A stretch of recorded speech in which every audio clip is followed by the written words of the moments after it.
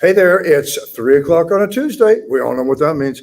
Another riveting episode of Behind Breaking Bond. I have not said that for 3 weeks. We're back? We're back. Really? I thought we were gone. Well, we were. I was told we were gone. You apparently told the world we were canceled. I was pranked. Right. That's my story, and I'm No. sticking to it. I was told that, we had creative differences. I was told that you know how they have billing? Right. I was told that you wanted your name all in caps. And then I Now- was like this little, No, I was told that you were making these outrageous demands, like you only wanted green M&Ms, and Chandler had to set it with packs of M&Ms and just find the green ones for you. that was one of the all-time great. Oh, it was. I mean, I came up with that, crafted it. I had no idea. I had seen it. I was still in Ohio for Easter, Okay. and because Monday was April the 1st, First of all, and so I saw it on Facebook. Were you surprised we were canceled when you saw it? I'm not. Did you- Anything you say on April the 1st is not going to surprise me at all. And so I didn't think anything of it. I commented it was because of Andy's outrageous demands. 30 minutes later, I get a call from Lee Meyer, the assistant news director. What is this all about? I'm like, hey, it's April Fool's Day. This is what Andy Kahn does. I mean, you guys were doing you did a story on the news on April Fool's jokes. Yeah, I know, yes. and I was expecting, at least we would make that. And some of the comments, someone says, who do I email? This is outrageous, right? If the people who were evidently calling your news desk, because even your news desk put a comment on. All right. That was a good one. You got me. I got a call from one of our state senators. I got that. I'm trying to think of all the other comments.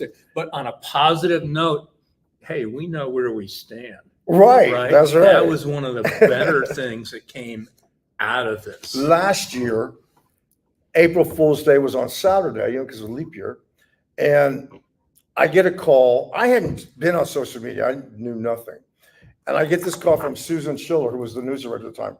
What's this about Andy Kahn not being able to talk about defendants? It was pretty good. It was believable. I was being sued. Yeah. By criminal justice reform organizations. And they had some sort of injunction or Yes. something. It was so good that our CEO, Rania Mankarius, was getting calls from our board.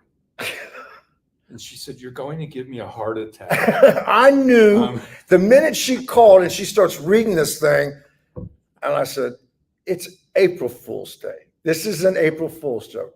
And she made me call you Yes. to make sure. So I call you, and then I call her back, and I'm like, it's an April Fool's joke. And she said, well, tell Andy that's not funny. I thought it was not only that, but the response that I had claiming, oh, your photographer, photojournalist, Darlene.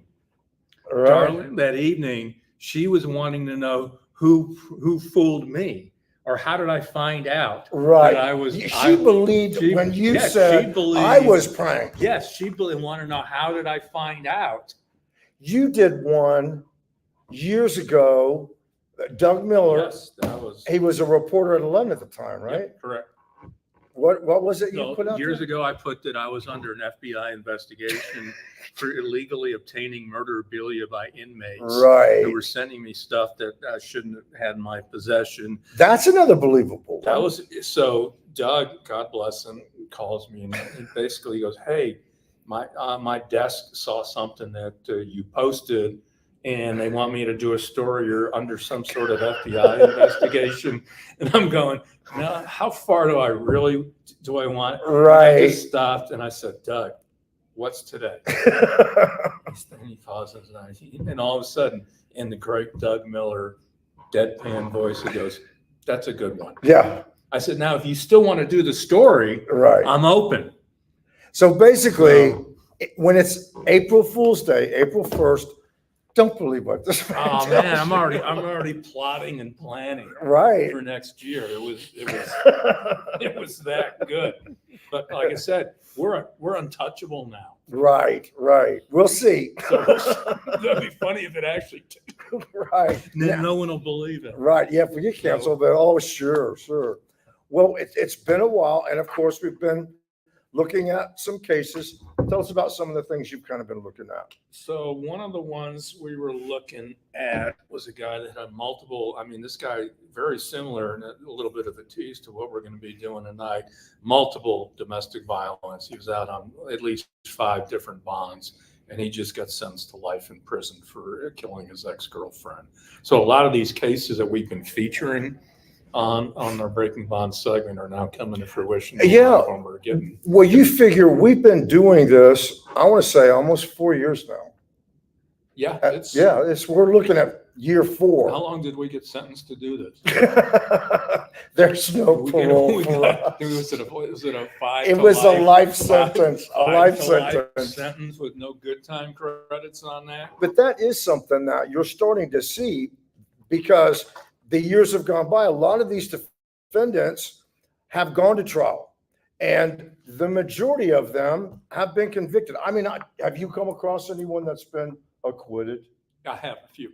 There's been a couple people, some of them were actually convicted in other cases as well. But I would say of the 100 and going close to 200 cases Yeah. that are on my list on multiple felony bonds and PR bonds, I mean, maybe about 2 were actually found dismissed or But right, not like out and out acquitted, where maybe they got convicted of something and they dropped some of them other. were convicted in other cases. Some of them were dismissed because they couldn't find the witnesses because Right. these trials are taking forever, to take place. Yeah. So every single one that we've done pretty much has been, and I said, I've always said that, no one has ever really argued over the content. Right. It's Or they all just don't- some of document them driven from the don't like the public. message. I get it. But I'll tell you what, the message has proven correctly because our numbers, and I haven't even looked at 24 yet because they're so minuscule. Yeah. But if you compare 2022, there was like 50 some odd. And then in 23, we had 10 defendants that met that criteria. Right. That's an 80% plummet rate. I think there's 2 reasons for that. One is even though judges don't like us, they've listened as far as we started to see higher bonds, right? I mean, in most of the cases, we saw higher bonds. The other reason was the change in the law. So you had 2 things that kind of led. Number one, you had to pass no more PR bonds for defendants on violent crimes. That played a significant role. Definitely. And I do think, because we've heard it from former judges, we had a former judge here that was here, and we're going to have him back. That basically, this segment is a discussion point. And it's, sometimes you want to say, well, I never want to end up on a news segment. Yeah, you don't want to end up on one of these segments because it's usually not in a positive light. Right. So one of the things we have seen, judges have made a tremendous difference in how they're approaching these cases. Yes. But I am seeing, right now on a lot of, not the violent cases, but the property offenders. Right. I am seeing a lot of, we just did that story on Aubrey Davis. Yeah. She had 16 bonds in Harris County, 7 bonds in 3 different counties. Right. Finally. And granted, it was robbery, theft, that sort of thing, but she was allegedly, her alleged violent tendencies were growing. Yeah, I mean, that's bottom line is property offenders, and I get it. We categorize them as non-violent offenders. They're the ones that, but the reality is property offenders, and some might disagree with me, they actually wreak more havoc on a community. I think everybody would agree with you. Because this is their career of choice. Yes. Thankfully, most people don't go around killing people. Right. Most people don't go around as serial. The odds are more likely that you're going to be a victim of a burglary, somebody stealing your car, somebody stealing your catalytic converter. So that remember kind of that thing. one we did on the guy with theft of a catalytic converter, Robert James Williams? Yeah. And he had 14 prior felony convictions. And we highlighted him for several reasons, because he was given a PR bond for theft of a catalytic converter, which was a pretty big deal in the legislative session because we passed a law after Harris County Deputy Al Menderes, who was shot and killed trying to prevent a catalytic converter. His own. His own. So they enhanced the penalties. Yet here was a guy that was caught red-handed, and they gave him a PR bond. And then a couple of weeks later, he's caught again. Only this time it was 16 metal pipes, and again they gave him a PR bond. But if you remember, one of the reasons we did that is one of his conditions of a bond was that he couldn't own, possess, or use a chainsaw. A chainsaw, which I'm going. That was a wow, first, that, right? So with two things. A, we got to use the Texas Chainsaw Massacre, and then I got to say the immortal classic line: "If you see him with a chainsaw, let people know about." Now, here's the thing: he's wanted again. He hasn't shown up to court. So, And that's something too that we see a lot, where you've got these defendants who they're out on 6, 8, 10 bonds. And then I think their thought is, well, if I start going back to court, there's going to be hell to pay, so I'm just not going to go. yeah, so basically you've got a guy with 14 prior convictions out on multiple personal recognizance, get out of jail free cards that's now wanted. Remember the other guy we did, the auto theft ring, Joe Aguirre, that was stealing cars and trucks from the airport. Very sophisticated. That was a huge elaborate. He was on, what did we have? 12 bonds totaling $350,000. Right. They kept giving him, and he too, He's gone. He's gone. So you have all these individuals that we have featured on this show that are now fugitives at large, which puts law enforcement at risk. And still, to my knowledge, there is no county entity that is keeping track of all of these people that are now wanted felons. No, and again, Crime Stoppers is here. I've offered to them Many times. ad nauseum, blue in the face, Yeah. or whatever. We would love to profile wanted fugitives. Sure. We are trying to work out something with TDCJ on wanted fugitives. That would be And so good. I think we're going to you'll see that by sometime this summer as well. We actually featured 2 individuals who are wanted for tampering, removing their electronic monitoring. And speaking of that, so yesterday I'm looking at someone that was charged with the new felony, removing, not only did they try to remove their ankle monitor, they covered it with aluminum foil to What? prevent the signal.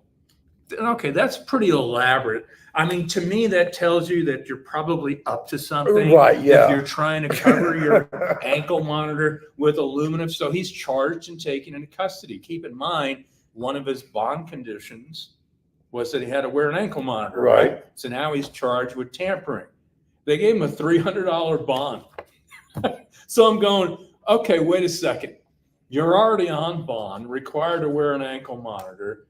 You're charged with a felony for trying to tamper with it, and you get a $300 bond. I don't think that was the intent. And people will say, yes, everyone is innocent until they're proven guilty in a court. There's no doubt about that. Everybody has that right.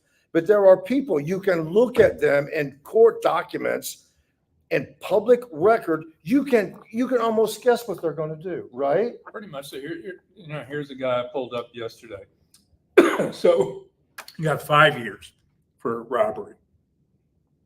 So there's a gap. We like to call them the gap years, 2016 to 2023. He was in prison. He locked up, so Yeah. he's not committed. So he gets back out, and then in 2023, unlawful possession of a firearm, assault with intent to impede breathing, stealing a car, felony drugs. So he's out on bond on all 4 of those cases. Then he gets picked up again for another felony, and he's back out on bond again. So 5 felonies right after he served a stint for robbery, back out. Don't you think it's, there's kind of a push to, for criminal justice reform. First, it was, misdemeanor bond reform. There are judges do it with felonies, even though no one told them they have to do that. There's no court order, but there's this idea behind this criminal, by redoing it, that everybody can be rehabilitated, or maybe the criminal is really the true victim in this scenario. You know, I have no problem. I believe in second chances. Sure. Where I draw the line is your fourth, fifth, sixth, Right. seventh, eighth, ninth, where there's an obvious, consistent pattern. Yeah, And we're going to see that tonight. Oh my God. it's very disturbing. I mean, it really is. How would you, when you look at it compared to, I mean, we've done hundreds of these reports by now. How would you compare tonight's to what we've done in the past? I've been looking at this case for weeks before we were finally contacted by one of the victim's family members. I've never seen anything like this.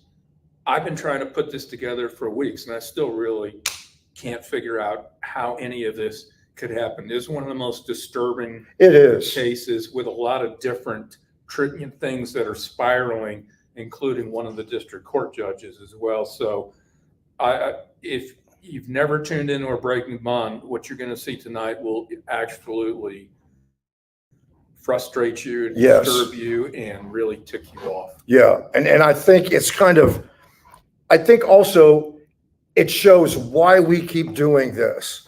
You know, I mean, to some people, we might sound like a broken record, but somebody needs to point these things out because the public needs to be aware of it. The public needs to know what's going on in some of the courtrooms down at the courthouse. No, this is, like I said, I hope I never see anything like this again. It's that disturbing. And these are the types of cases you eventually see on the newscast because someone ended up paying the price by losing their life. Right, that's very true. That's very true. So be sure to tune in tonight. No April Fools. No, this is real. It's real. We're back. Good to be back with you. And hey, thank you all so much for sticking with us and coming back to see us. Again, be sure to watch our Breaking Bond report tonight on Fox 26 News at 9. Be kind to yourself and everyone else. Take care.